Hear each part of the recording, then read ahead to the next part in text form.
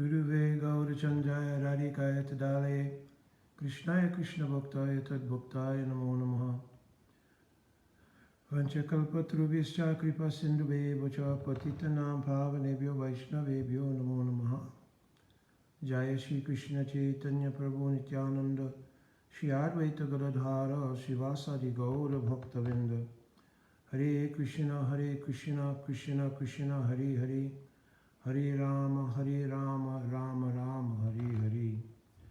Dandavat Pranam devotees. I am trying to do an answer to a question that I received. It was actually two questions from two different people, which was tied to the same subject matter. And so I'm trying to catch up by answering both questions in one session. And of course, as always, leaving room for both correction and enhancement to the answers by having it here on the forum on Facebook. My voice is a little bit, I'm trying to find a word. I don't want to say tired, but it is a little bit worn.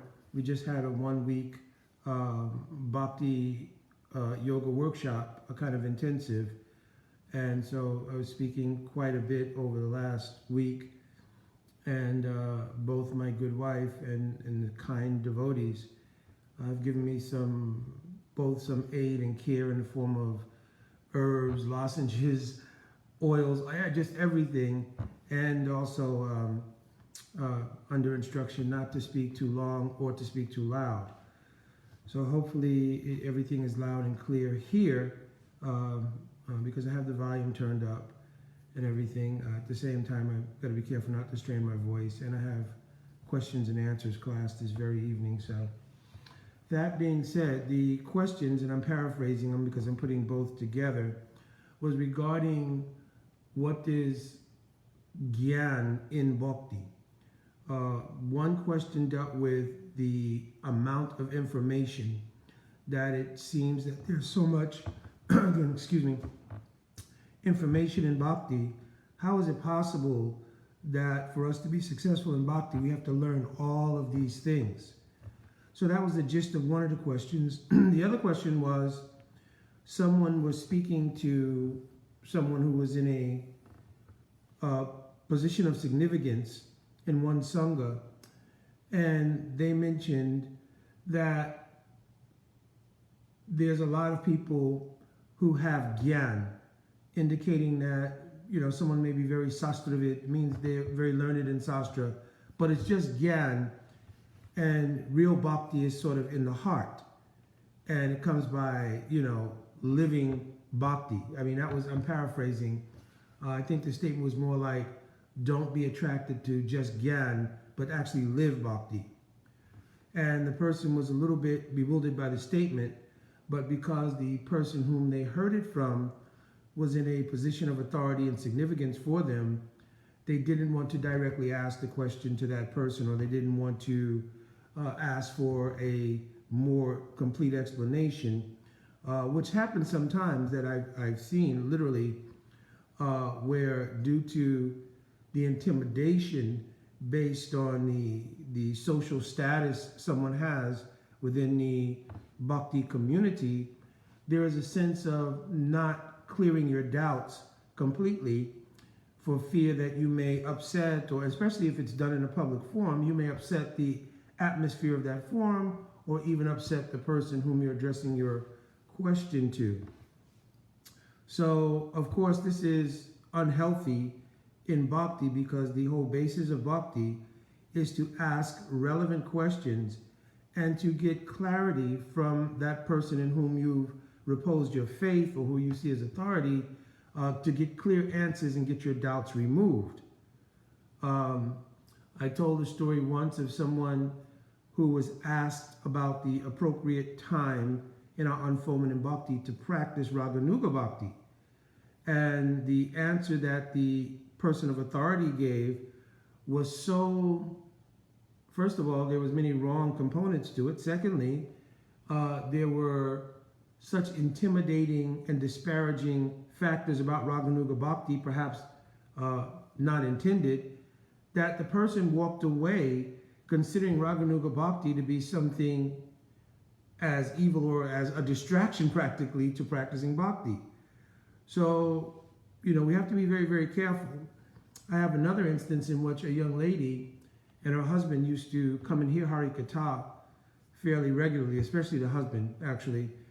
And authority approached them and said, I discouraged them sort of from coming and hearing Harikatha, and said the reason being that that particular group emphasizes Raganuga Bhakti. Of course, what emphasizes means there wasn't clarity. And more than that, when the wife of this devotee said that the reasoning that, she was discouraging her husband from coming was because this trusted authority told them, we emphasize Raganuga Bhakti. So I said, well, do you know what Raganuga Bhakti is? And there was silence. So after some awkward silence, in fact, we all kind of burst out in laughter because it was an epiphany to her that I just heard about doing something or not doing something based on something I'm not even clear what it is. So when it comes to devotees speaking things like, and I'm addressing the second question more here, that don't become caught up in becoming a jnani, or that devotees who are sastravid, means learned in sastra, etc. That's just like gyan, and real bhakti is in the heart, etc. These are actually hallmark statements of Prakrita Sahajyavad. So Prakrita Sahajya, I think everyone knows what it means, but if someone does not know what it means, it indicates a person who takes the path of bhakti cheaply and they impose. Prakrita means your material, Prakrita Sahajya. So there's different constructions of this word. Sahajya really means something that's naturally easy. So the word sahajya in and of itself is not a derogatory statement. But when you add prakrita sahajya, it means when you try to make bhakti easy based on the imposition of your material mind and senses, and you try to make bhakti align with your subjective material, mental space or experience, or you try to impose your mundane physical senses in the arena of bhakti. And that's something that, people saw in India in some ways, where people would dress in a sari and so forth, so on. This is called Sakhi, so there's different names for different kinds of sahajya practice. But it is equally prakrita sahajya tendency to dismiss the idea that practice of bhakti is somehow separated, void of, or not as important a factor to become learned in the practices related to bhakti. There are 18,000 verses in Srimad Bhagavatam, which is our essential scripture, our mool praman for everything. 18,000 verses, 335 chapters, over 100 stories, and then there are commentaries by our Guru Varga or our acharyas on all of that. There are 700 verses in Bhagavad Gita, and there are commentaries on all of them. There are commentaries by our acharyas like Baladev Vijayabhushan on Vedanta Sutra. Srila Jiva Goswami Pad has written over 400,000 verses. If you will see the Brihad Bhagavatamrita of Srila Sanatana Goswami Pad, it is a huge work. We have Brahma Samhita, only one chapter, the 5th chapter. So, and there's commentaries on that. So, if understanding via knowledge is not something really essential or intrinsic even to developing in bhakti, how would we reconcile this vast amount of writing? 1 or 2 books would have done.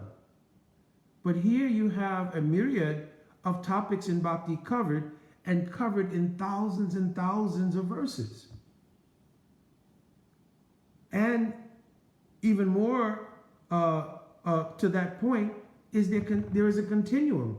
Our Guru Vargas are writing to this day. What is the point if knowledge is not a crucial or essential factor in bhakti? Sri Chaitanya Mahaprabhu was an eminent scholar of his time. Of course, it is part of his lila, but he was an eminent scholar of that time. And therefore, his later manifestations of bhakti, if you look in the context of Mahaprabhu's lila, is based in the fact that Mahaprabhu understood all siddhant. And so the palace of his tasting of bhakti, or bhakti rasa, was built on the foundation of tattva siddhanta.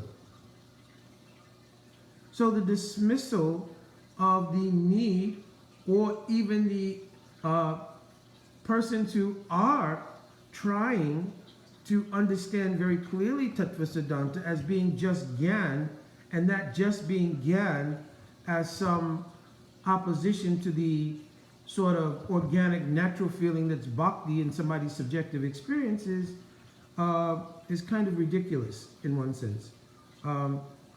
There's no way that a person can do the aswadan, means to taste the intrinsic ingredients of rasa or bhakti rasa, if there's no basis of siddhanta.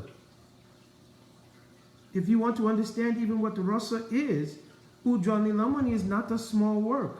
Bhakti Rasamrita Sindhu, written prior to that, is not a small work. And Rupa Goswami Pad has written both of these things to give the presentation of what it means to understand and realize these things. So sometimes also it is a defense mechanism arising from either sometimes some laziness in application of study in bhakti, and sometimes also, depending on the karmic portfolio someone has, their ability to remember things or so forth, and so age, all kinds of factors go into this. But sometimes there's discouragement on the fact that I may not be able to remember this or remember that, and as a way to cover that sort of karmic situation, a person just blankly says, well, that's not even important. Because there is some pride invested in, I need to be equally evaluated as in bhakti as anyone else, even though I may not have applied myself, I may not have studied, etc. I don't want that to come out sounding wrong, because bhakti certainly does not make judgments on the basis of whether or not you are a scholar, quote scholar. Because scholarship is not the essence of bhakti, that's for true, that is certainly true rather, but there cannot be the development in bhakti without understanding what it is. So there has to be some reconciliation between these two things. So I'm trying to point out that bhakti and the knowledge that is derived about bhakti from those who are saranagit and those who are following our Guru Varga, it is not simply something material. It is a blessing from the Guru Varga if in your heart, in your mind and intelligence, you can be steeped in bhakti tattva. Bhakti tattva here means bhakti tattva, maya tattva, jiva tattva, rasa tattva, lila tattva, etc., as expressed in Chaitanya Charitamrita. Then that is a blessing from our Guru Varga. If someone doesn't have, like I said, due to some karmic arrangement, so much facility for digesting these things, still they won't disparage it. But by the sincere practice of bhakti, under guidance, they will hear so many things. What they hear, right, they'll be able to digest, and that will become the foundation for their growth in bhakti. But anyway, Shutta Smriti Puranadi Pantaratra Vidimvida Akantaki Hari Bhakti Utpat Yaiva Vakalpate. If there's no sense of understanding Shastra, right, no sense of appreciation of gathering the knowledge of Shruti, Smriti means Ved, Puran, etc., and you're going to practice bhakti just by your subjective feelings, then this is utpat, means it just causes a disturbance in the practice of bhakti. It won't reveal bhakti. Especially this comes sometimes because if someone is predominantly attracted to the mode of goodness, the mode of goodness is anukul for practicing bhakti, but it is not bhakti in and of itself. And sometimes the subjective experience of being in and around the mode of goodness carries two faults with it. One is it gives a false sense of knowledge, this is okay, and it gives a false sense of happiness. One of the hallmark characteristics that you will see around devotees or aspiring devotees who lean in the direction of what we're talking about, where they consider the intense study of Shastra, etc., even though it's clearly mentioned, Siddhanta Baili Chitta Na Kara Ulas.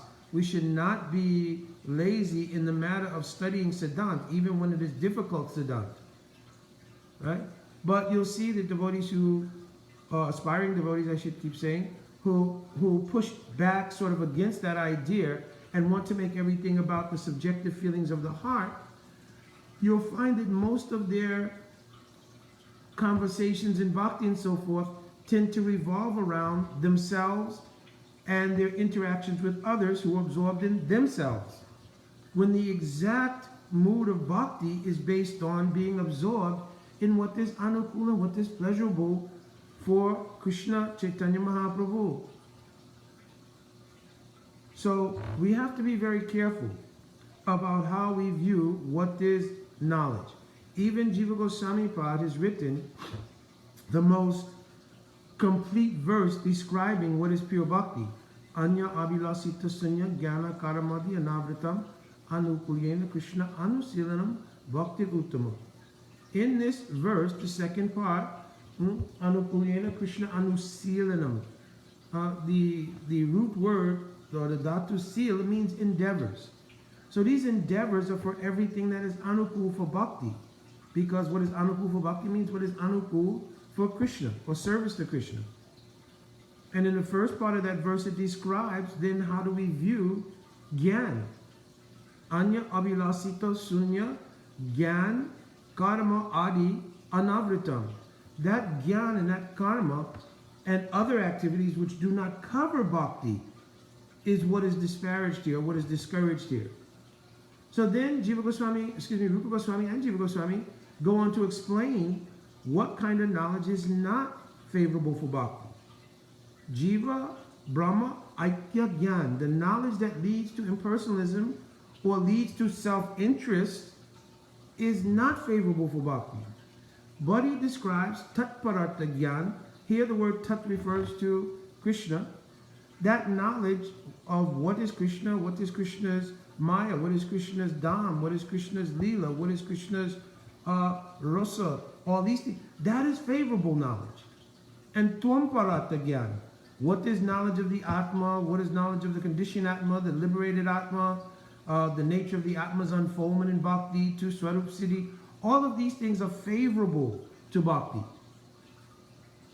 So the idea that Gyan is something which is unnecessary or that Gyan is not really Bhakti cannot be found in Shastra anywhere. Sometimes devotees will quote one verse, Atma pravachanena labdya namerasa nabahusultena. Right? And they'll say this verse means that it's not necessary to be very learned, because even if you're very erudite in making presentations and you're very intelligent and you've studied Bahushutena, so many Shastra, Bhagavan still may not reveal himself to you because he only reveals himself to those whom he wants. But then you'd have to reconcile that by seeing how many our acharyas have put in so much endeavor to provide so much information to allow us to understand clearly what is bhakti. So here the purport of that verse is that not merely by those things does Bhagavan reveal himself. Bhagavan reveals himself to those who have developed the mood, first beginning with Saranagati, and then have developed the mood of Bhav leading to Prem. This is the attraction for Bhagavan to that devotee.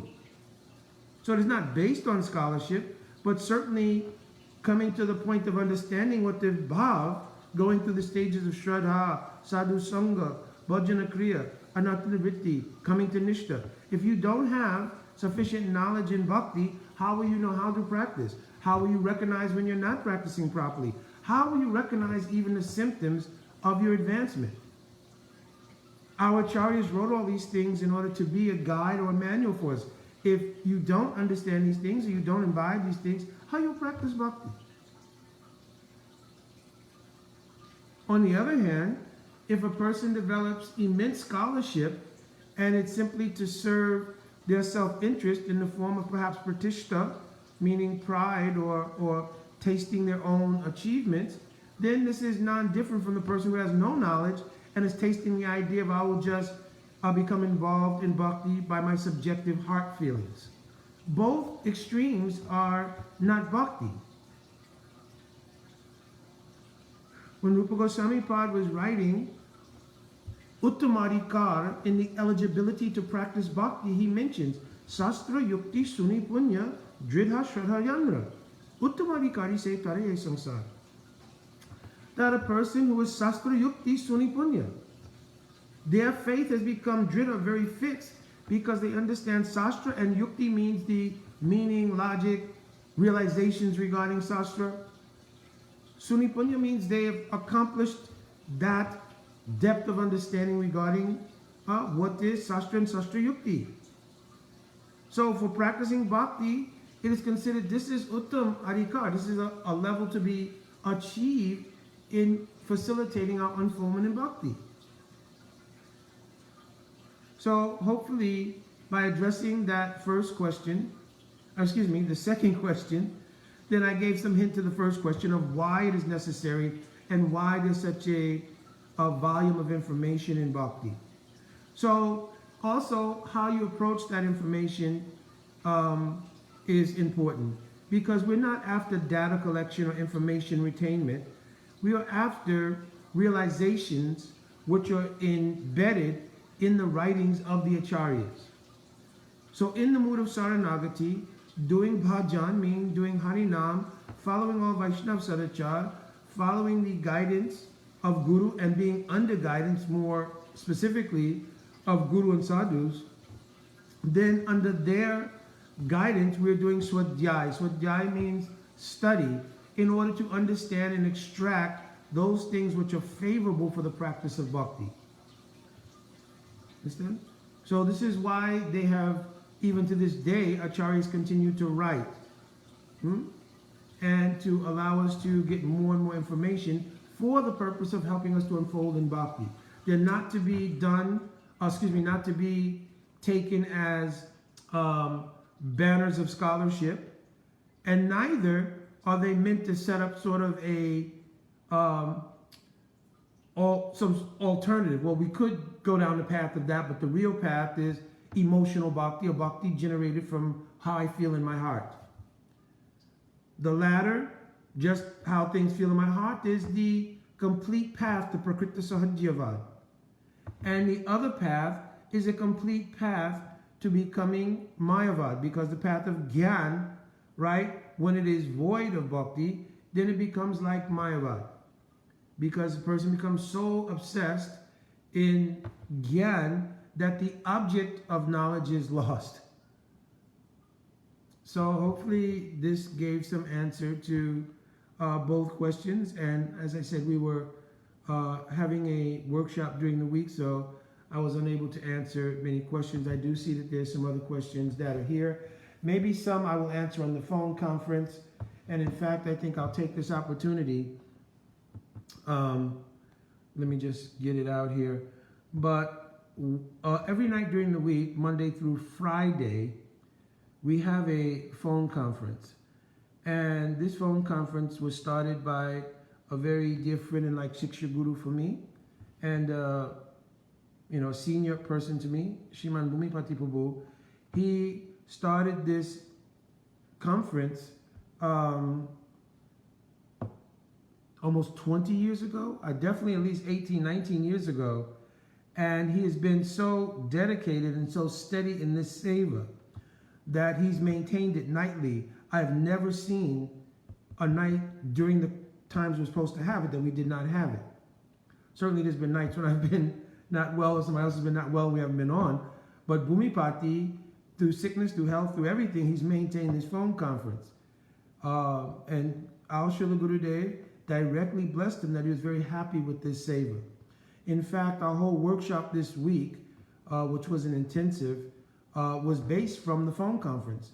And we were able to have devotees come from Colorado, California, Ohio, New York City, obviously, and various places to attend. And it was really, really very inspiring. And it was a great injection for all of us, especially after a long year of not being able to have association and also not being able to predict coming in the future here what kind of association we'll be able to have on a regular basis. So I'm going to give the phone conference number. I know different people, according to what kind of phone plan you have, etc., may not be able to get on, but I would be remiss if I didn't at least give out the information. The phone conference number, and I'll repeat it a couple of times, 605-472-5672. So the number is 605-472-5672. And then you enter the code 576151. 576151 is the code, followed by the pound sign. Once you have been able to enter the call, you can mute your phone so that you don't disturb the conversation by pressing *6. When you wish to ask a question, make a comment, you can push *6 to unmute. So this conference has been going on, like I said, for almost 19 years. On Monday nights, it starts at 7 o'clock, and it's usually a class that I facilitate, and it's based on questions and answers. So sometime I used to take opportunity to answer many of the questions I might get by inbox or messenger on that forum, but I then began to realize that a lot of people cannot get on the phone conference, so I transferred to doing it here on Facebook Live to some degree, and then additionally doing it sometimes on the phone conference to just make it broader, the ability to access it. On Monday night, as I said, it starts at 7 p.m. And on Tuesday through Friday, it starts at 7:30 p.m. Eastern Standard Time. So that's 7 p.m. Eastern Standard Time on Monday, 7:30 p.m. Tuesday through Friday Eastern Standard Time. And there are occasions when we are going through a particular study, like Bhagavad Gita, with the various translations, or Jaiva Dharma, or Urbana Siksha, so it varies. And there's sometimes which there are special days, like any Vaishnav Tithi that may come up, whether it's Balaram Jayanti, which is coming up soon, obviously Rupa Goswami Pad's appearance day, right, or disappearance day. So sometimes the subjects are adjusted for that. On Mondays, as I mentioned, questions and answers is the basic format, unless there's something very special. And what that does is facilitate devotees getting a chance to whatever they've digested throughout the week on that Monday to get clarity and to have discussions around it. So again, hopefully for both Prabhu and for Didi, because they were both people asking questions, I hope that this answer was sufficient. I always offer the opportunity that you can follow up if there's something that I need to add additionally. And as I mentioned, I paraphrased the questions in the very beginning, so any other devotees also may comment and give elucidations. If you came on late or anything, and the premise basically is, one devotee was asking why there's such a volume of information in Krishna consciousness. And a follow-up to a question was, do we have to really digest all of that to become successful in bhakti? And the second question was more of a statement that someone heard from a person in authority regarding the fact that, a lot of people are just into Gyan. And again, I want to be careful here because I don't know contextually what that leader was indicating. But I've also heard others say like that. And I gave a couple of examples where the idea of being dismissive of the necessity of studying very deeply the sastras has been done. People will say, well, that's just gathering Gyan, just do bhakti. Be from the heart, and other such terms like that. And these things, as I mentioned, are a hallmark quality of leading down the path of Prakriti Sahajyavad. Because the basis of the practice of bhakti doesn't come from the material conditioned heart. It comes from the illuminated heart that's been illuminated by Suddha Sattva.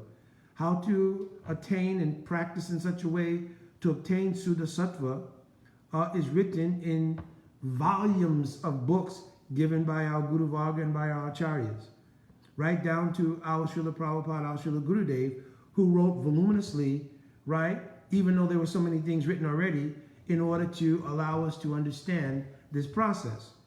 So if you think that you can practice bhakti void of obtaining knowledge related to bhakti, then that's obviously a ridiculous idea, right?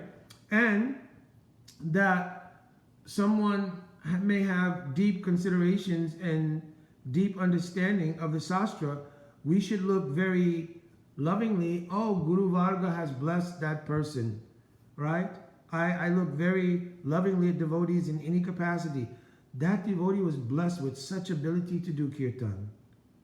Of course, kirtan means kirtan with understanding, right? Not that we're just attracted to the quality of the voice and the expertise of instrumental play behind it. The last day of our workshop, we went over understanding what it really means to do kirtan. Savat bhavena kirtan. That kirtan which can give rise to emotions in the heart for those who are qualified to experience them. That kirtan is done with knowledge. What is rasa tattva? What is the meaning of the bhajan? What kind of bhajan kirtan is it? Siddha Lalas kirtan, Nam kirtan, Leela kirtan. And what mood is present in that kirtan? So there's, even in the science of doing kirtan, and kirtan or Nam is the essential anga of the entire 64 practices of bhakti, how to understand what is the moods and everything related to doing kirtan and Nam. This is also a study, right? Because it's not meant simply for our satisfaction. Though our Guru Vargas were always happy to see us dovetailed in doing backflips in the kirtan and playing various instruments in the kirtan, dovetailing our propensity for doing those things. I spent a whole career, I had 2 careers, and one was as a musician, right?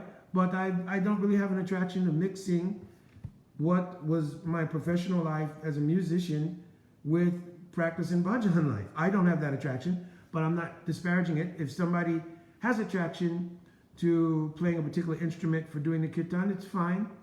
But there is a mood to kirtan.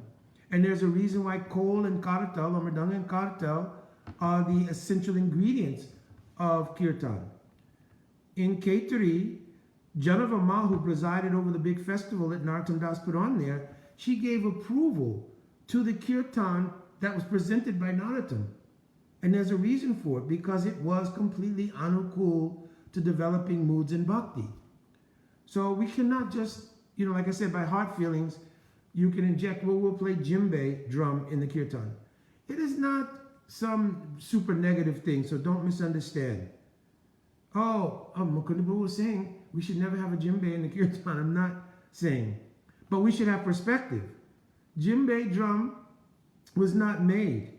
And being a percussionist, I'm telling you also, djembe drum, the genesis of it was not made to encourage moods in kirtans, essentially. The nature and genesis of that drum had particular mood and everything under which it was played and developed. But the kol and kartal, if you'll study carefully, you'll find that the kol and kartal is an incarnation of Krishna's flute. And just like the flute would call those qualified gopis to ras, the kol and kartal in the Adhoja Lila of Mahaprabhu is calling all the jivas to the kirtan ras in the extended courtyard of Srivas, which is the whole world. In the very beginning, only exclusively devotees could enter the court of Srivas, the Srivas Sangam. But Kol and Karata were meant to call all the jivas of the world, this is Adhoja Lila, to the kirtan rasa. Understand? So there's very specific things about Kol and Karata that are not there in djembe drums and even harmonium and other sort of instrumentation. But there is no hard and fast rules in remembering Harinam. Niyamita Smarane Nakala. In Harinam, there's no hard and fast rules. So if somebody has attraction and you're doing and you're dovetailing, then it's not any bad thing. But still, we should have knowledge. What is the real mood and real ingredients of Savat Bhavena Kirtan? Kirtan, which was done by our Guru Vargas, and why they did like that. All right, I'm beginning to go a little bit long, and I do have some other duties to do, just having returned from being out of all of those things for 1 week. So I'm praying, as always, to devotees to give me your kind prayers, to Guru Dev and our Guru Vargas for continued service and aspirations in service in this path of bhakti. Vancha kalpatarubhyascha kripa sindhuvacha patitanam pavanebhyo vaishnavebhyo namo namaha. Jai Radhe Radhe.